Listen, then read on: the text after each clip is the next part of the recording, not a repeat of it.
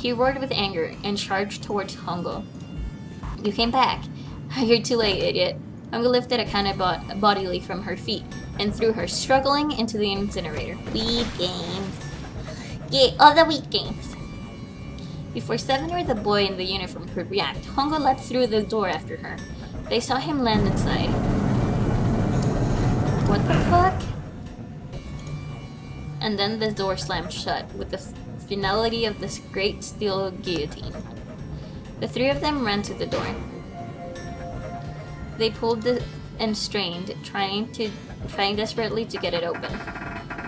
Ah, fuck it, it's no use. The goddamn thing won't move an inch.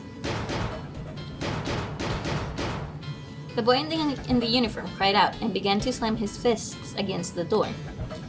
He hit it with such force, Seven feared his knuckles would shatter from the impact. Akane! Akane! Are you okay? Help me. Her voice was muffled by the door, but the sheer terror in it was unmistakable. What should I do? I think I'm trapped in here. Where's Hongo? He went out the other door. What? Like Gon from Super Monkey Ball? Wow. Emergency incineration command has been acknowledged. Automatic incineration will take place in 18 minutes again. Please evacuate the incinerator immediately. Repeat, please evacuate everything immediately. Are you fucking kidding me? Seven was at a loss. It's the same damn thing. Okay. Are you there, Akane? Are you there? Akane's voice sounded close to tears. Yeah, we're here. Just hang on, alright? We're gonna figure out a way to save you. If she could have seen the bloodless face of the boy in the uniform, his words would have seemed a little more than a sick joke. Here we go again. I mean, we still have that puzzle to figure out, by the way. Just saying. Automatic incineration will take place in 17 minutes. Please, please help me. I'm really, really scared. I don't want to die. Please, I don't want to die. I don't want to die. It's gonna be alright. I'll figure something out. I promise. I promise, okay? You hear me? I promise. They could hear her muffled sobs from the other side of the door. The boy in the uniform tightened his fists. His knuckles were bloodless white. Seven could tell that he was holding back tears of his own.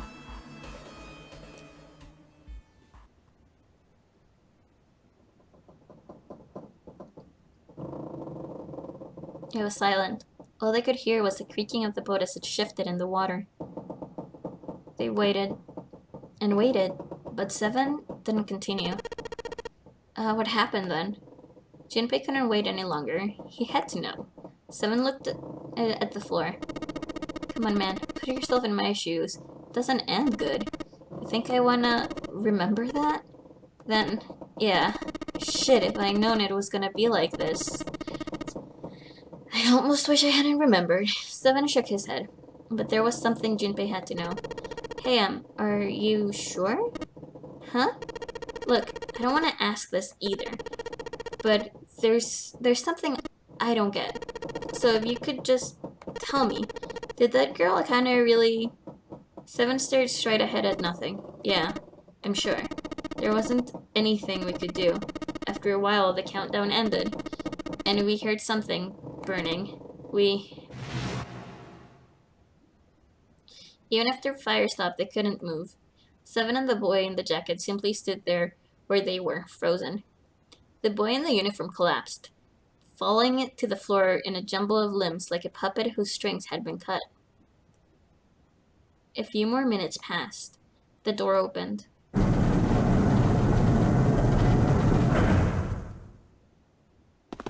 The boy in the uniform ran in, stumbling over his own feet.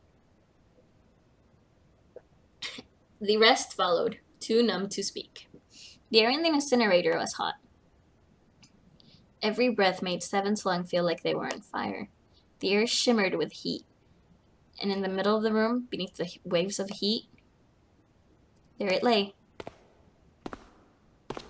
The boy in the uniform walked toward it, his legs shaking violently. Seven couldn't see his face, but his body looked somehow empty.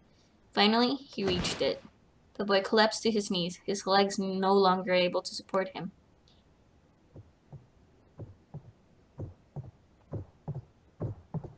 Oh, that's a heartbeat.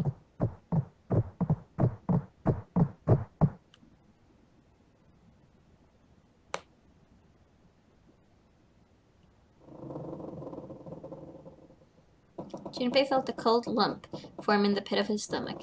A feeling of sickening anticipation washed over him. He could feel his body shivering. He desperately did not want to know the answer. He feared he knew already, but he had to ask. He had to know for sure. Can I ask you one more thing? What? The girl, Akane, what was her last name? What does it matter to you? Just tell me, okay? Please. Seven looked at Junpei curiously and ran his tongue quickly over his dry lips. Kurashiki. Her name was Akane Kurashiki. Which means Santa is her older brother? Something inside of Junpei stopped, which doesn't make any sense. But I guess we'll learn why it happened. He had no more words left. He had no more Junpei left. He was just a shell of flesh and bone. Seven turned to Snake. You were there that day, weren't you? The tall kid in the jacket? That was you, wasn't it? Santa's Aoi? I think so, yeah. Aoi Kurashiki. Yes, I was. You're correct, detective. Junpei's mind was blank, withdrawn from the world. Somewhere far away, he could hear Seven and Snake talking. Don't misunderstand me. I told you before how Zero threatened me. There was nothing I could do. I couldn't say anything about what happened 9 years ago. So you're saying you're not working for Zero, right? Of course not. Clover, what about you? Hey, come on! This music's fantastic, but so creepy. You really think I'm working with Zero? I told you before, you idiot. I was in Nevada, in Building Q. I did hear that a detective rescued the kids on a boat, but I didn't know it was you. Her surprise seemed to be genuine. Seven regarded Clover for a moment, and rubbed his chin thoughtfully. Well, I guess I believe you. Clover nodded. Alright, let me ask you another question. He stuck his hands into his pocket and took a few steps. Then he stopped and turned to face them again. Santa's real name is Aoi Kurashiki.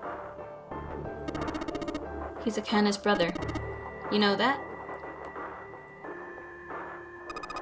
No, I didn't. Did you? Well, yes, I know Aoi Kurashiki was her brother, but I didn't know he was Santa, at least not from the beginning. 9 years ago, he was in the middle of puberty. His voice is entirely different now. I'm ashamed to say that even my exceptional hearing wasn't able to make that connection. As such, I had no reason to think Santa was Aoi. When did you figure it out? A short time ago, Clover told me that Santa might have been one of the subjects of the initial experiment. When she told me that, I had a feeling. Santa's Aoi? Kane Kurashiki, Jun's brother? That spark cut flame in Junpei's leaden mind, and the fog began to clear. Like an engine beginning to turn, images, thoughts began to coalesce in his mind, coming faster and faster, forming bigger images, bigger thoughts. Junpei blinked. He was back. There's still a lot we don't know. I mean, like, a lot. But there's one thing I think we can say we know. What's that? The body we found in the shower room had to be Nijisaki, dressed up to look like Snake. What? Come on, man. What kind of detective are you? You didn't figure that out already? Hey, go easy on me, man. I just got my memory back, alright? Cut me some slack. Well, if he is, the 3 murders make sense then, don't they? Yeah, that's right. Murder. Kuwata blew himself up, but that was a murder too.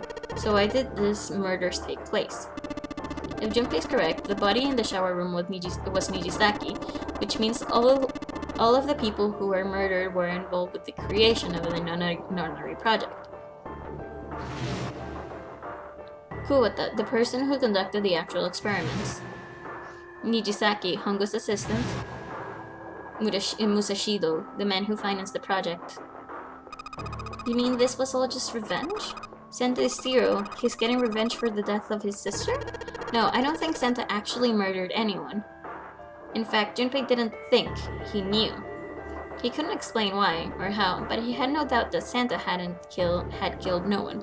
Perhaps the madness of the last several hours was finally driving him insane, but Junpei had ceased to be surprised at sudden knowledge and had even begun to accept it. If I'm right, then it's not hard to figure out who the next victim's gonna be, is it? I'm pretty sure I don't have to tell you. Snake, Clover, and Seven all nodded. The next target will be Gentaro Hongo. the person who planned the nunnery project.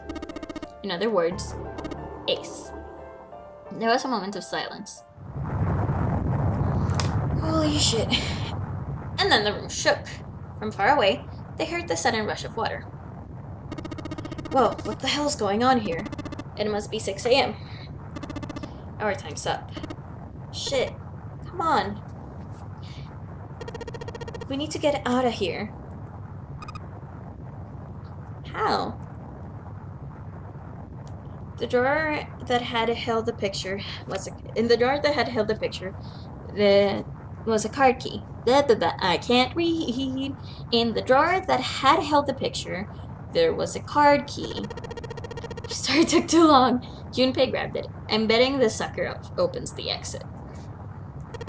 Come on, let's go. New material has been added to the file screen. Ooh. And the 0 code. Anyway, I want to look at the file screen and see what new material we got. Medical ship's logs, which we already saw. Nautical, Alice. Morse code. A picture 9 years ago. Yeah. Back. Okay. And you said... don't really think we need to go back to this desk. The fans might be for ventilation. I can see the walls on the other side of them. There are metal bars in front of the fans. I don't think we can get out that way. Just a pipe. Don't really think we need to worry about pipes at the moment. Steel cabinet with a double door. Yeah, I think we missed the pipe. I'm sorry. I think we missed the pipe. Maybe this one? It's just a pipe. Don't really think we need to worry about pipes at the moment. I think we need to search the coffin. There we go. Alright, let's just swipe this card. What is supposed to be said in the pipe? Junpei, look, it's unlocked. Yeah, now we can go back to the library. Hurry up, Junpei, we don't have time. Let's go. Yeah, what is supposed to be said? Tell me the pipeline! The pipeline! The half pipe? The pipeline? The pipes of lines and halves? There's a gif of it, I think. The door opened and stumbled into the library. The shaking had stopped, but they knew the danger hadn't passed. They ran across the hallway straight for the large metal door. Next to the door was the Uranus card reader. They slid the card through, and the door rumbled open. Out of the library and into the hallway they ran. At the end of the hallway was a door. Junpei reached into his pocket to pull out the key as he ran toward it. The key he put into the lock was the Neptune key. He turned it. The lock clicked. As one, they shoved the door open and poured through. In front of them was another great metal door. Above it was a metal plate. Incinerator. So this is the incinerator. This is the first time I've seen it from this side, but yeah, I think so.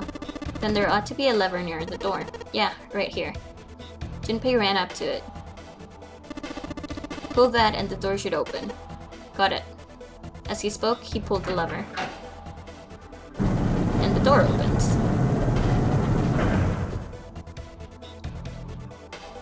The motor in the door groaned as its slowly ground open. There was no time to waste. As soon as the door had opened far enough to admit them, all four of them dashed. Blah blah blah blah blah. Blah blah blah blah blah blah blah. And then suddenly, there before them were the four who they parted from earlier. Ace and Lotus stand. Ooh. Okay. Let me look at this link.